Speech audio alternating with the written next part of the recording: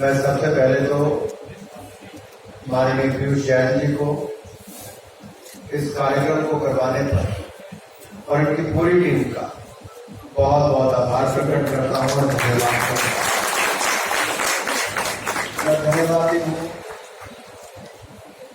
सभी उन खिलाड़ियों का, चाहे वो कर्नम मलेश्वरी जी हो या फिर मंच पर उपस्थित बंसल जी हो, उपल जी हो, अंजुम मुद्गिल जी हमारे सामने बैठी हैं, और बहुत सारे खिलाड़ी जो आज यहाँ पर उपस्थित हैं, जिन्होंने अपना कीमती समय निकालकर, सुनील दरबार जी भी आए हैं, राजकुमार सांगवान जी भी, ये इनकी बहुत बड़ी उपलब्धियां लगभग खेलों में हैं और इस कार्यक्रम में शामिल हुए, और विशेष तौर पर हमारे युवा साथी स्कूल के स्टूडेंट्स भी आए हैं। मैं आप सबका भी बहुत बहुत आभार इसके प्रकट करता हूँ। मित्रों, आजकल बर्मिंघम में कॉमनवेल्थ गेम्स चल रहे हैं। ये ब्लू शर्ट वाले कौन से स्कूल के विद्यार्थी हैं सर वाले? आपकी नजरें मेरी तरफ ही होनी चाहिए, इस तरफ, ठीक है? साथ वाले के कान में कुछ नहीं बोलना है, इधर ही देखना है, और मैं भी आपकी ओर देखता रहूंगा, स्कूल वालों की ओर। फिर देखेंगे कौन सा स्कूल ज्यादा डिसिप्लिन रहा। खिलाड़ियों में डिसिप्लिन और हार्ड वर्क, ये दो ही चीजें उनका जुनून, जोश, जज्बा, जुनून जो उनको आगे लेकर जाता है। कर्नम मलेश्वरी जी ने जो कहा कि उस समय में खेलती थी जब ट्रेन की बुकिंग नहीं मिलती थी, रहने के कोई होटल का कमरा नहीं, अपना बिस्तरा भी साथ में लेके जाना पड़ता था। ऐसे बहुत सारे खिलाड़ी जिनके पास सुविधाएं भी नहीं थी, उन्होंने देश के लिए मेडल जीतने का काम किया। ये उस समय बहुत बड़ा, और यही अंजुम जी वगैरह, अंजुम जी के समय तो सुविधाएं होंगी, लेकिन इससे पहले वाले खिलाड़ियों के साथ तो दिक्कत। तो आज की युवा पीढ़ी को भी जानकारी होनी चाहिए कि ऐसा ऐसा बदलाव कैसे आने शुरू हुए। खेलों में हम कहां थे, आज कहां हैं? कोविड के समय देश और दुनिया में एक तरह से, पूरी तरह से लोग अपने घरों तक सीमित थे। उस समय भी यहां पर मोदी जी की सरकार ने खिलाड़ियों को सुविधाएं दी, चाहे देश में या विदेश में, हर तरह की ट्रेनिंग देने का प्रयास किया। विदेशों में भी ट्रेनिंग की, वहीं से टोक्यो ओलंपिक्स में खेलने भी गए, और आज तक के सबसे ज्यादा मेडल टोक्यो ओलंपिक्स में 7 मेडल जीतने का काम भी भारत ने किया। ट्रैक एंड फील्ड में हमारा पहला गोल्ड मेडल कब आया? कब आया? कोई स्कूल स्टूडेंट कोई बता सकता है? 121 साल के बाद जब नीरज चोपड़ा ने जैवलिन थ्रो में गोल्ड मेडल जीता था, भारत को गोल्ड मेडल।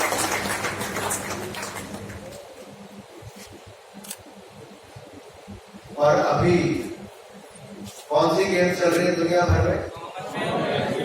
पता है? कॉमनवेल्थ। कितने मेडल अब तक हो गए?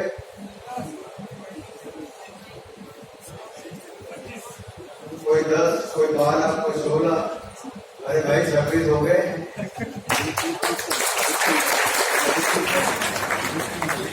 6 तो पिछले कल ही आए।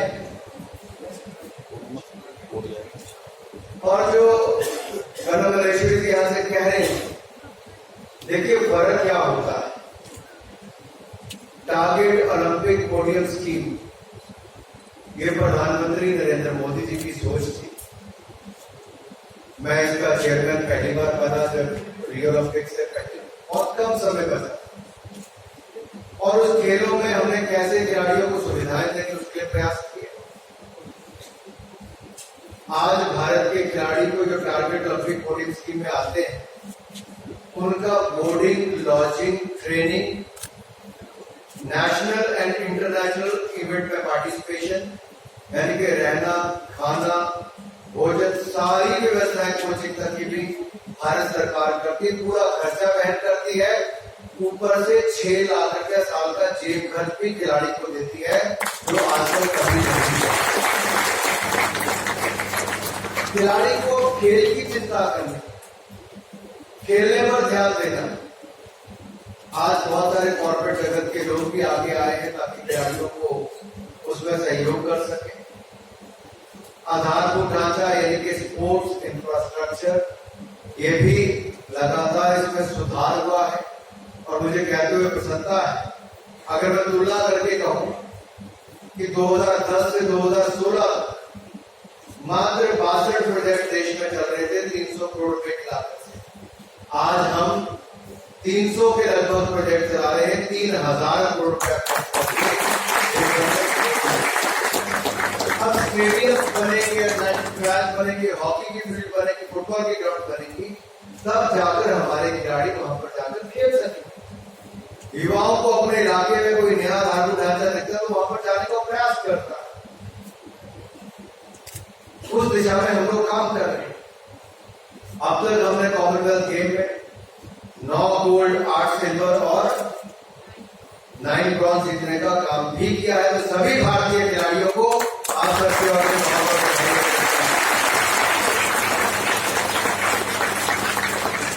अंडर 20 एथलेटिक्स चैंपियनशिप में भी 4x400 रिले टीम ने नया एशियन रिकॉर्ड बनाया है और सिल्वर मेडल जीतने का काम भी भारतीय खिलाड़ियों ने किया है।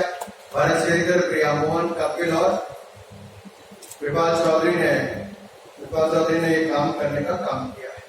यही नहीं, रूपल चौधरी ने ब्रॉन्ज मेडल भी जीता है 400 मीटर में और पहली इंडियन एथलीट है जिसको 2 मेडल मिले हैं अंडर 20 वर्ल्ड एथलेटिक्स चैंपियनशिप में। तो इनको भी बहुत बहुत बधाई आप सकते हैं। मित्रों, टोक्यो ओलंपिक्स था तो वहां पर भी मीराबाई चानू ने भारत को पहला मेडल जिताने का काम किया। कौन सी गेम थी? Mirabai Chanu weight lifting. और इस बार हमें कॉमनवेल्थ गेम में पहला गोल्ड मेडल किसने जिताया? मीराबाई। तो वेट लिफ्टिंग में एक के बाद दूसरे के बाद तीसरा मेडल हम जीते गए। और पिछले कल रेसलर्स ने भी, तो रेसलर्स और वेट लिफ्टिंग ने शानदार हमें मेडल जीतने का।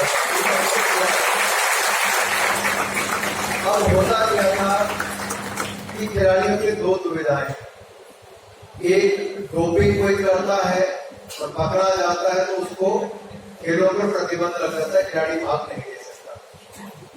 तो डोपिंग नहीं करनी चाहिए क्योंकि आपको थोड़ी देर की तो खुशी होती है कि आपकी परफॉर्मेंस एनहांस हुई है, लेकिन लंबे समय तक आपके प्रतिबंध लगता है। फिर आपको समाज में बहुत कुछ झेलना पड़ता है, मीडिया में भी वो सब आता है और आपका जीवन भी तबाह हो जाता है। तरह से आप खेलों में कुछ नहीं कर सकते। हमने 2 दिन पहले ही लोकसभा और राज्यसभा में पार्लियामेंट में नेशनल एंटी डोपिंग बिल इसको पास करवाया है। दोनों हाउसेज में आम सहमति से वो पास हुआ है।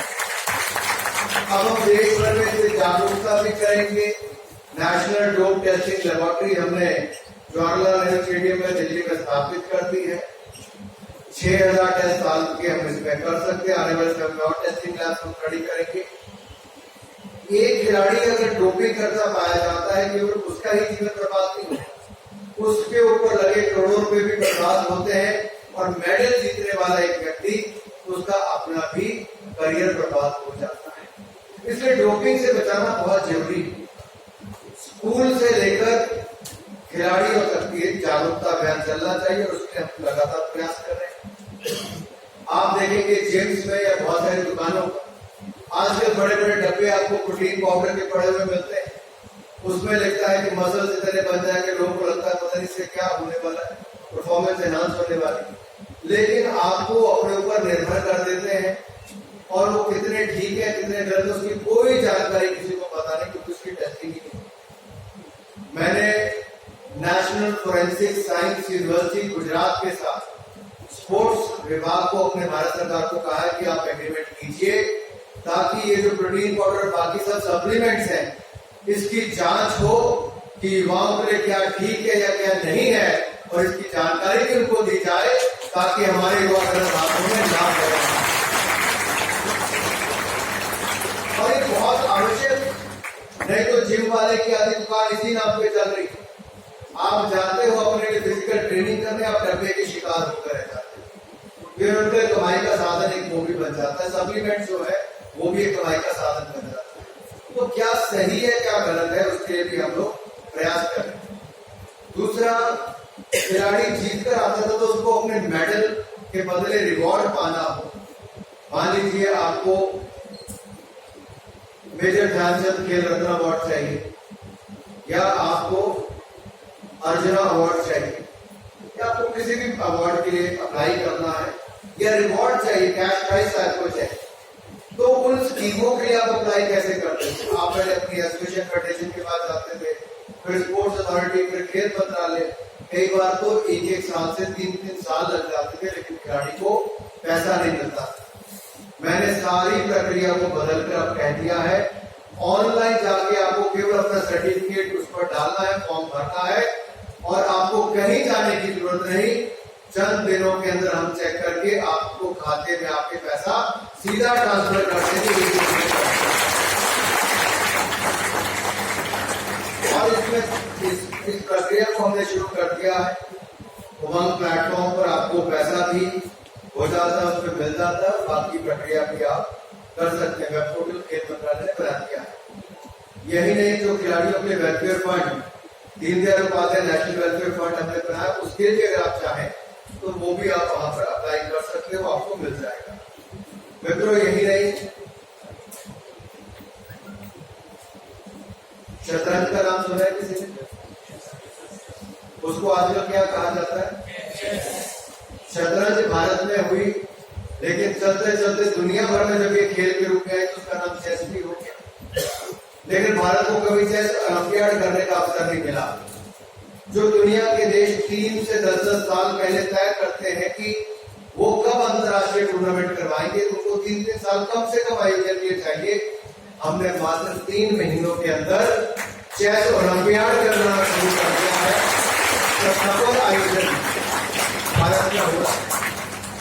आज तक के सबसे ज्यादा देशों की पार्टिसिपेशन 187 देश खेल रहे हैं, और वो हम लोग महाबलीपुरम तमिलनाडु में टूर्नामेंट को आजकल कर रहे हैं।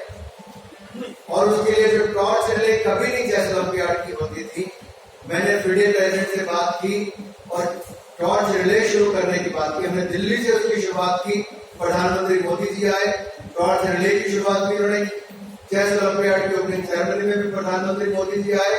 लेकिन बड़ी बात यह है कि हमने जो अंतरराष्ट्रीय फेडरेशन है उससे ही मंजूरी करवा ली है कि दुनिया में भविष्य में कहीं पर भी चेस ओलंपियाड होगा, टॉर्च रिले भारत से ही शुरू होगी। दुनिया के ये भारत की बढ़ती हुई ताकत है खेलों में, जिसको हमें आगे और बढ़ाना है। वुमेन एथलीट्स के लिए हमने कुछ और वुमेन लीग्स करवाने की शुरुआत की। हॉकी की लीग हमने शुरू करवा दी है खेलो इंडिया के अंतर्गत, और इस तरह से हम बाकी बॉक्सिंग, साइकिलिंग, स्विमिंग, आर्चरी और हॉकी की, रेसलिंग, वॉलीबॉल, जूडो, इसमें वुमेन की लीग शुरू करा रहे हैं ताकि बेटियों को आगे आने का अवसर मिले। 23,000 महिला खिलाड़ियों को खेलो इंडिया वुमेन लीग के माध्यम से 9 डिसिप्लिन में खेलने का अवसर मिलेगा। ये भी अपने आप में बहुत बड़ी शुरुआत हमने की है।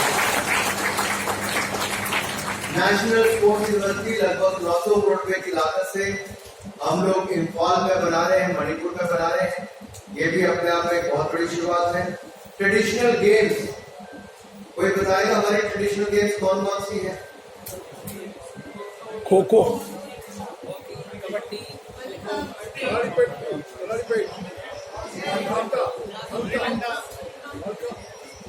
एक जवाब आपका ठीक है, मलखम, बट्टू, दूसरा ठीक है, सांता ठीक है, गटका, एक अवार्ड इनको भी दो भाई साहब।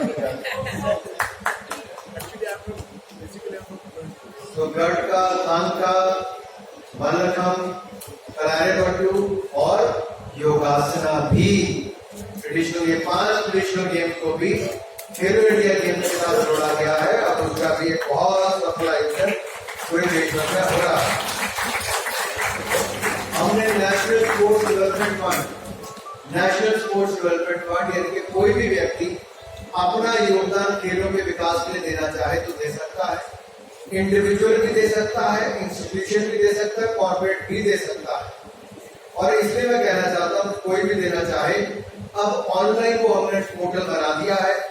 मान लीजिए अलका जी की कंपनी उसमें फंड में कोई पैसा देना चाहती है, अब इनको किसी के चक्कर काटने की जरूरत नहीं, वहां पर डोनेट करें और इनको 100% इनकम टैक्स की एग्जम्पशन मिल जाएगी और वो पैसा खिलाड़ियों के उत्थान और विकास के, उनकी ट्रेनिंग के लिए या फिर पूर्व खिलाड़ियों को एकेडमिक बनाने के लिए भी अवसर देगा। ये भी बहुत बड़ा शुरुआत हमने उसमें की है ताकि उसमें भी लाभ हो। दूसरा, पुराने खिलाड़ी जो पूर्व खिलाड़ी हैं उनके अंदर खेलो इंडिया सेंटर्स खोलने की शुरुआत, 1000 सेंटर हम पूरे देश भर में खोल रहे हैं। 590 की अनुमति मिल गई है। इसमें पहली बार सेटअप करने के लिए आपको 5 लाख रुपए मिलता है कि आप अपना धातु ढांचा बना सके और हर साल आपको 5 लाख रुपए मिलता है उस सेंटर को रन करने के लिए। तो उस खिलाड़ी को, पूर्व खिलाड़ी को आय का साधन भी मिल जाता है और स्थानीय खिलाड़ियों को ट्रेनिंग के अवसर भी मिल जाते हैं।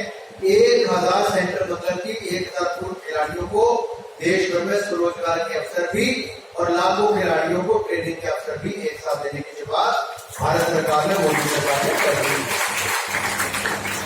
मित्रों, खेलो इंडिया यूथ गेम्स, खेलो इंडिया यूथ गेम्स और खेलो इंडिया यूनिवर्सिटी गेम्स, ये बहुत सफल आयोजन देश भर में चल रहा है। इस बार 15,000 खिलाड़ियों ने इसमें भाग लिया और मुझे 15,000 खिलाड़ी और ऑफिशियल्स ने इसमें भाग लिया। मुझे कहते हुए प्रसन्नता है, खेलो इंडिया यूथ गेम्स में 12 नए नेशनल रिकॉर्ड बने और 12 में से 11 लड़कियों ने बनाए हैं। ये अपने आप में बहुत बड़ी बात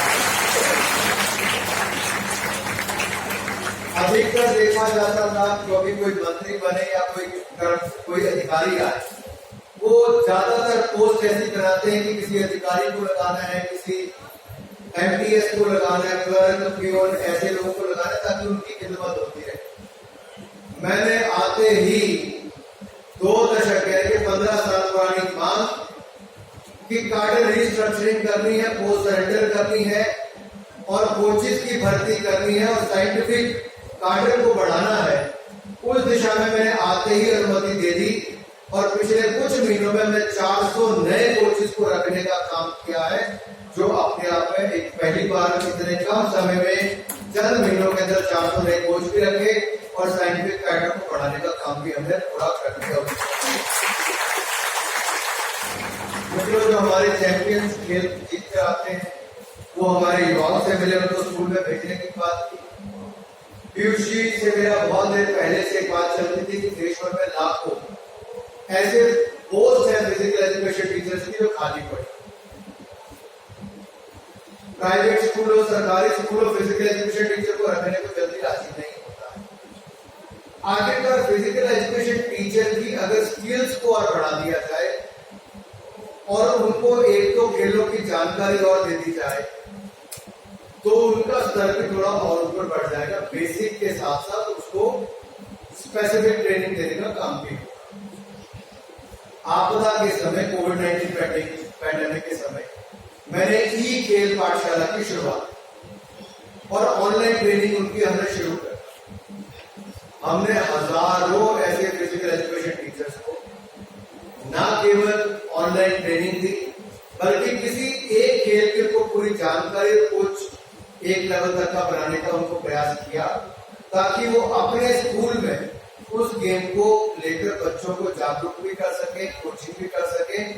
और मेरा प्रयास है कि इस अगले 1 साल के अंदर हम लाखों फिजिकल एजुकेशन टीचर्स को ई खेल पाठशाला के माध्यम से ट्रेनिंग देंगे ताकि वो अलग अलग खेलों की जानकारी भी प्राप्त कर सके और देश भर में लाखों स्कूलों में बच्चों को ट्रेनिंग भी दे सके। हमको भी आगे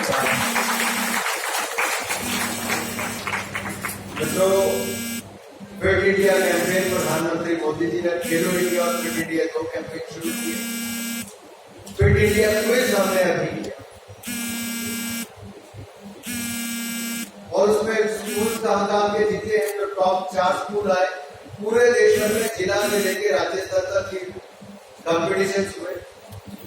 जब टॉप 36 स्कूल देश के 36 राज्यों से और केंद्र शासित प्रदेशों से आए, तो मुझे लगा बड़े बड़े राज्यों के बच्चे जीते। झारखंड रांची की टीम जीती, अरुणाचल प्रदेश की टीम जीती, इसी तरह से ही तमिलनाडु की टीम जीती और शायद 4 राज्यों की टॉप टीम्स आई। ये अपने आप में दिखाता है कि बच्चे सरकारी स्कूलों वालों ने भी इसमें जीत दर्ज की है। खेलों के प्रति जागरूकता भी बढ़ी, फिटनेस अभियान को भी हम आगे लेकर गए और करोड़ों रुपए हमने इसमें लोगों को कैश प्राइज के रूप में विद्यार्थियों को दिए हैं और स्कूलों को दिए हैं। फिट इंडिया स्कूल वीक भी हमने बनाने का काम किया, जिसमें 4.5 लाख स्कूलों ने भाग लिया और फिट इंडिया मोबाइल ऐप भी हमने बनाई है। फिट इंडिया मोबाइल ऐप आप भी ऑनलाइन जाइए, इसको डाउनलोड आप कर सकते हैं, अपने मोबाइल पर अपना भी स्कोर खड़ा कर सकते हैं, कंपटीशन भी अपने दोस्तों के साथ कर सकते हैं। 4 लाख लोग अब तक इसके साथ जुड़ चुके हैं। आइए इसको और पॉपुलराइज करें और ज्यादा से ज्यादा लोग इसमें जुड़े। फिट इंडिया फ्रीडम रन जो हमने किया तो लगता था कितने लोग जुड़ेंगे, 9 करोड़ से ज्यादा लोगों ने फिट इंडिया फ्रीडम रन में भाग लिया। इससे पता चलता है लोग फिटनेस को लेकर जागरूक हो रहे हैं और हमारे विद्यार्थी तो और जागरूक होंगे। तो मोदी जी ने एक स्लोगन भी दिया है, फिटनेस का डोज। विद्यार्थियों में अभी जानकारी कम है इसका। फिटनेस का डोज आधा घंटा रोज।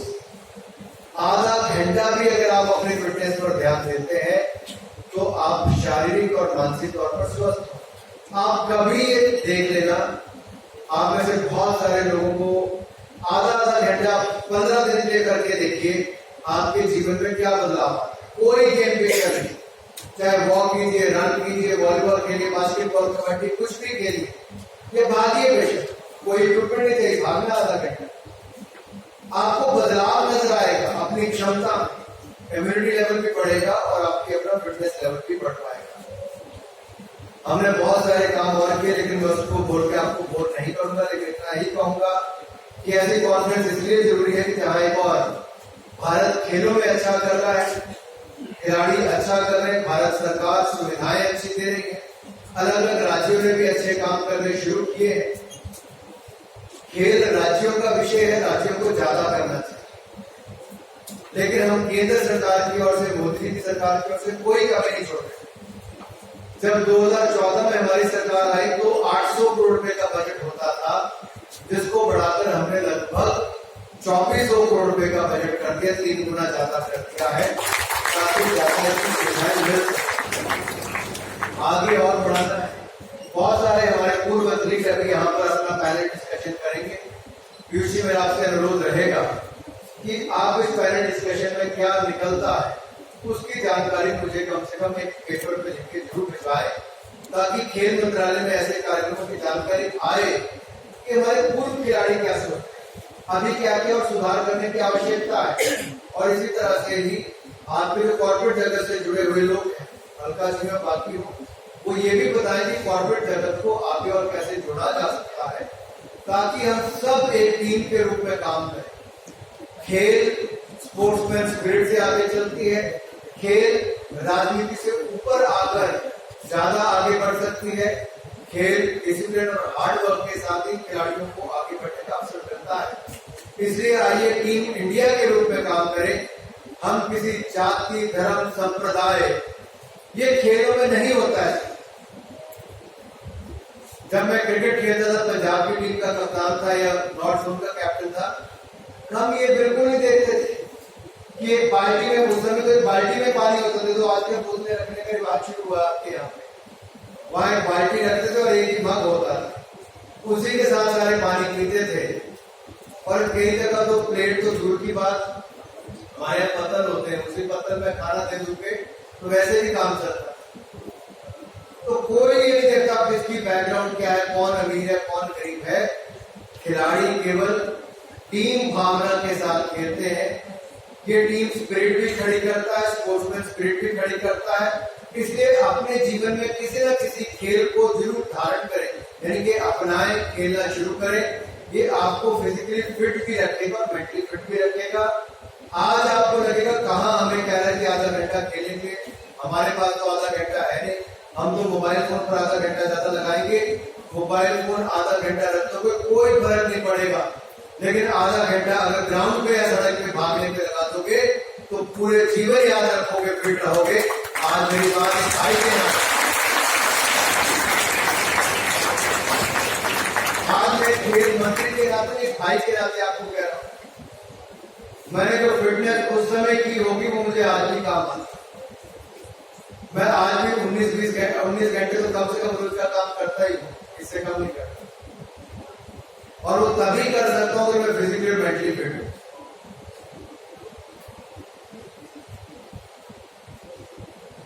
योग को पूरी दुनिया ने अपना लिया।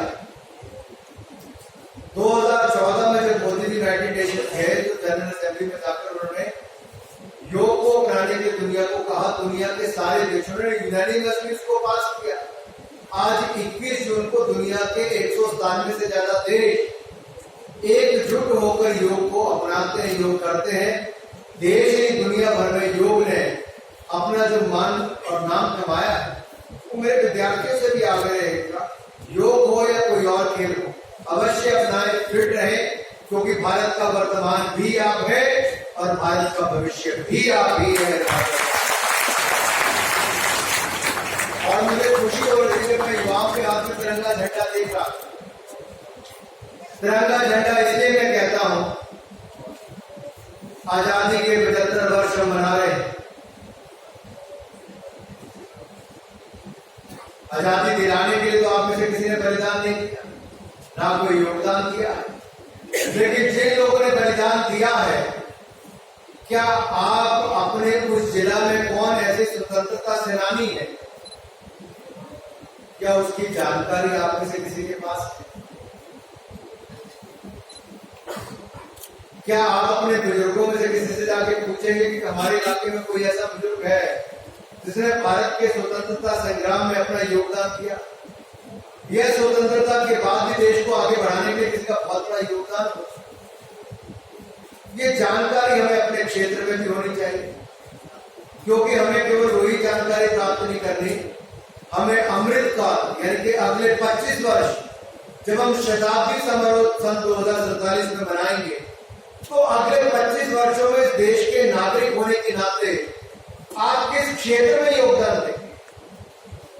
आप अच्छे पढ़ लिख कर अपने लिए रोजगार, स्वरोजगार, कारोबार या आविष्कार कुछ भी करने का काम करें, लेकिन कोई एक क्षेत्र ऐसा चुने जहां देश को आप अपना योगदान दे सकें।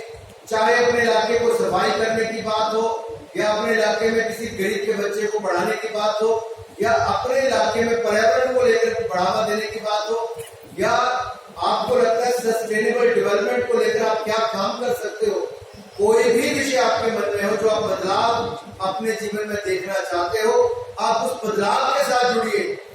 जैसे charity begins at home, so we have to start from our home, from ourselves. If you do that, we can bring that change in the next 25 years, and we can make our country a better place to live. And I'm sure you're going to do that. Contribute yourself, your powers, energies into the nation building process. That is what we need to do. Thank you once again. Jai Hind, Jai Bharat. Thank you very much, sir.